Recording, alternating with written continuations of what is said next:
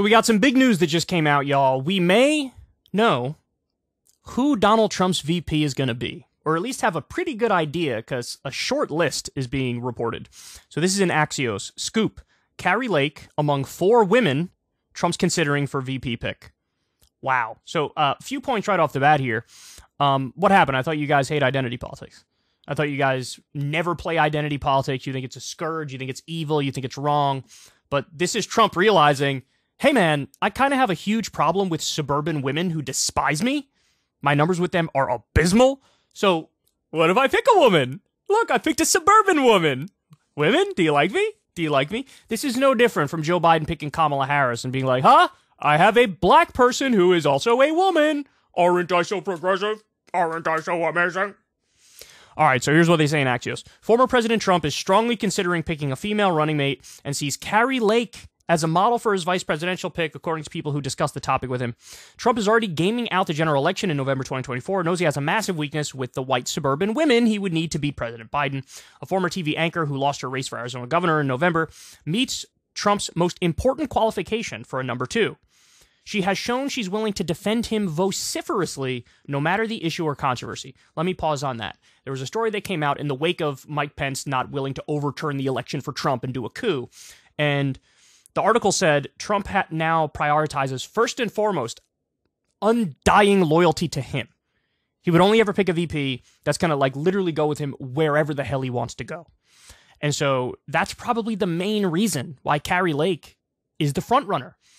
Is because she is incredibly sycophantic. She went from saying Ron DeSantis as BDE.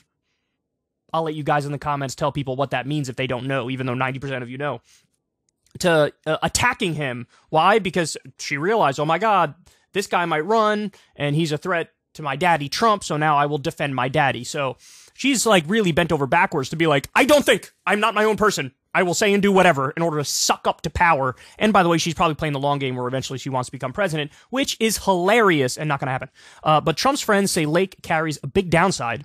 He wants no risk that his running mate could outshine him. Oh, interesting. Lake would be assumed to be angling for president from the day she entered the White House. She made a political trip to Iowa last month. And of course, losing her winnable governor's race, which she challenged, hurts her mojo. Trump spokesperson Steve Chung said, anyone who thinks they know what President Trump is going to do is seriously misinformed and trying to curry favor with potential VP candidates. President Trump will choose his running mate on his own time, and those who are playing the media game are doing so at their own peril. The characteristics Trump is most looking for are, ironically, quite like former Vice President Mike Pence, with whom he no longer is on speaking terms. Trump wants someone who is unfailingly loyal and bland enough that they don't steal any spotlight. That is the perfect description of who Trump wants. And it all makes perfect sense. It fits together like puzzle pieces, doesn't it? He wants somebody who's bland, so he's going to be the guy. He will always be the guy, right? Nobody's going to outshine me ever. But he also wants somebody who, like, sniff his farts and tell him that it smells like vanilla, right? Like, crazy. Some close to Trump think Nikki Haley, former South Carolina governor and his ambassador to the UN, might be the best fit. She's his best known declared opponent for the GOP nomination. He calculates she doesn't take a single vote from him. That's true. Another strong fit might be Arkansas Governor Sarah Huckabee Sanders, who was Trump's White House press secretary. Trump recently asked her for an endorsement in the presidential race, and she demurred, as the New York Times' Maggie Haberman reported. But Sanders left an opening to embrace Trump if he looks like a winner. South Dakota Governor Kristi Noem is also frequently mentioned by Trump confidants as having strong VP potential. So we did a live Breaking Point show a little while back, and one of the things we were speculating on is who's going to be Trump's VP's pick. I think I went with Kristi Noem, and I still think that's kind of a solid choice because Nikki Haley running against Trump, that's going to be a massive strike against her. So I don't think he's really thinking about that. Carrie Lake, he loves her, but she lost her race. He doesn't like losers. And also she might outshine him. He hates that. Sarah Huckabee Sanders really just became governor of Arkansas. And I don't know, she's kind of annoying. And so I think Trump might get that same vibe from her as well. So, but I could see him going Huckabee Sanders. But really, I do think the front runner is Kristi Noem. She's attractive. She's quiet, and she's unfailingly loyal to Trump. In fact, she was one of the first Republicans to really go after DeSantis to show her loyalty to Trump. So I think it's most likely going to be Kristi Noem. But I wouldn't be surprised with anybody on this list except Nikki Haley. That one I would be surprised by. Because for him to, for her to jump in, he views that as, you crossed a red line now. And now you're out of the discussion, you're out of the conversation. That's what I think he's thinking. But honestly, I don't think any of these people would be good VP picks. Because here's the thing, and he would never acknowledge this, he doesn't realize this. The Republicans have a huge problem. The problem is they are getting draxed with the normie vote. That is why they lost the midterms.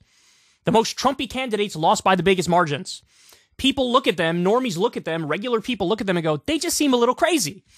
Oh my God, the election's rigged, we're going to overturn it. Let me not shut up about trans issues. Let me not shut up about crime, even though there's been like a small crime spike. The idea you base a whole election around that is preposterous. So people look at them and like, I care about wages. I care about putting food on my table. I care about, gas was expensive last month. Maybe we should address that. Like, that's what they care about. So Republicans are too extreme. They look too extreme to most people. Normies are like grossed out by them. So you need to go in a more moderate direction. It doesn't even need to be somebody who is moderate. They need to at least appear moderate, which is why a good pick for him would be like Tim Scott. And then they could also do that terrible identity politics game of like, how can I be racist? I have a black VP, bro! A black VP, bro! He's black! I love black people, bro! So, honestly, that's what they should do. They should go more moderate. The funny thing is, he's not considering ideology at all in this. Dude, you have a stench on you. Trump has a stench. Too extreme. Too much of a wild card. Too much of an asshole. Too crass. Too fringe. That's the stench he now has on him. That's why the Republicans have lost 3 elections in a row. You need to balance that out. Balance it out. And it's not just, let me go with a random woman, fill in the blank. No, you need somebody who actually comes across as moderate. Tim Scott appears more moderate to normies, so that would be a better pick. But here you go. They're not even talking about Tim Scott. He's not on the short list, so probably is going to go with a woman. It's probably going to be one of these women. I would say the front runners are number 1, Kirsty Doan, number 2, Sarah Huckabee Sanders. Maybe after that you put Carrie Lake, but Nikki Haley, I really, really doubt it. The only upside of Nikki Haley choice is this. It would really calm down the donor class, the Republican donor class, which has now turned on Trump. Because, again, Trump threatening the literal peaceful transition of power is something they won't abide. Because they like this system. This system is very good for them. They've risen to the top of it. They have their billions of dollars. They're very comfortable. Trump is too much of a wild card. Trump can, mess up the whole thing. So, they would want somebody who they know is going to calm the waters. Nikki Haley to them is, they love Nikki Haley because she's pretty quiet. She goes about her business and she delivers tax cuts for them and subsidies for them. And that's all they really care about. So, it would be good for the moneyed interests for Nikki Haley to be the choice. I'm kind of talking myself into putting her back on the list, but I really do think her jumping in was sort of a red line for him. But anyway, there you go. Interesting list, I will say that. Ever since Adpocalypse, when YouTube defunded all independent news and politics overnight, we haven't trusted them. We know they can pull the rug out from underneath us at any time. If you enjoy this content, please consider tipping $1 or $2 per month on the Secular Talk Patreon. Link in the video description box below. Thanks for your support.